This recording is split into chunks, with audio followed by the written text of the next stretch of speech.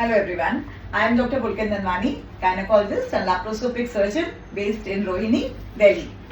आज मैं बताना चाहूंगी कि एंडोमेट्रियल बायोप्सी क्या होती है। बहुत बार कभी भी ब्लीडिंग प्रॉब्लम्स हो रही होती हैं तो पेशेंट्स डॉक्टर्स के पास जाते हैं एंड डॉक्टर्स उन्हें बोलते हैं कि आप एंडोमेट्रियल बायोप्सी कराइए। एंडोमेट्रियल बायोप्सी एक बहुत ही जरूरी टेस्ट होता है जो यूट्रस की लाइनिंग को देखता है।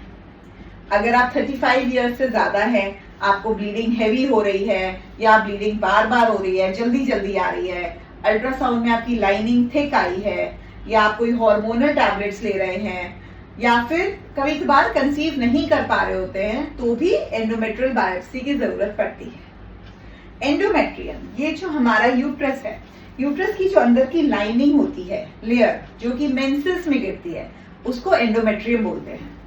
इसका जब हम एक टिश्यू सैंपल लेते हैं तो उसको हम एंडोमेट्रियल बायोप्सी बोलते हैं। ये टिश्यू सैंपल सेल्स को देखता है कि सेल्स नॉर्मल हैं या अब नॉर्मल हैं और उसके हिसाब से आगे ट्रीटमेंट डिसाइड होता है कि मेडिसिन पे जाना है या कोई और प्रोसीजर करने की जरूरत है। एंडोमेट्रियल बायोप्सी एक बहुत ही छोटा टेस्ट है। ये हम ओपीडी बेसिस, आउट पेशेंट पे, डॉक्टर की क्लिनिक पे ही हो जाता है और इसमें एनेस्थीसिया की ज्यादातर जरूरत नहीं होती। एक लेबर टेबल या ओटी टेबल पे आपको लिटाया जाएगा जब आपकी बायोप्सी का टाइम है। उससे पहले मे बी आपको एक पेन किलर टैबलेट या इंजेक्शन, डिपेंडिंग कि कितना आपका पेन टॉलरेंस है या डॉक्टर कितना एक्सपेक्ट करता है कि पेन हो सकता है, वो आपको एक दिया जाएगा और टेबल पे लिटाया जाएगा। बिना एनेस्थीसिया की जरूरत नहीं होती, बस एक बार नीचे से हिस्से के आपका स्कर्ट वगैरह निकाल के बेडशीट से कवर करके लेग्स ऊपर करा के डॉक्टर एक इंस्ट्रूमेंट जिसको हम एक स्पेकुलम बोलते हैं ये इंसर्ट करते हैं तो ये विजाइना को ओपन कर देता है जिससे यूट्रस का माउथ हमें नजर आने लग जाता है। जब यूट्रस का माउथ नजर आ जाता है तब ये स्पेशलाइज्ड हमारे पास ट्यूब्स होती हैं। सक्शंस इनका बहुत स्ट्रांग होता है और बहुत ही फ्लेक्सिबल, बहुत ही थिन ट्यूब्स होती है। इसको हम यूट्रस के अंदर इंसर्ट करते हैं और इसके ही सक्शन पावर से यूट्रस की जो लाइनिंग है उसका टिश्यू सैंपल आ जाता है। बहुत हल्का माइल्ड पेन या क्रैम्पिंग, थोड़ा सा डिस्कम्फर्ट महसूस हो सकता है जिसके लिए पहले ही टैबलेट दी गई हुई होती है। बस जैसे ही ये टिश्यू सैंपल ले लेते हैं, सारे इंस्ट्रूमेंट्स हम निकाल देंगे एंड आप with in a matter of 5 minutes आप उठ के ड्रेसअप होके, इफ यू आर कंफर्टेबल तो आप अपने घर जा सकते हैं।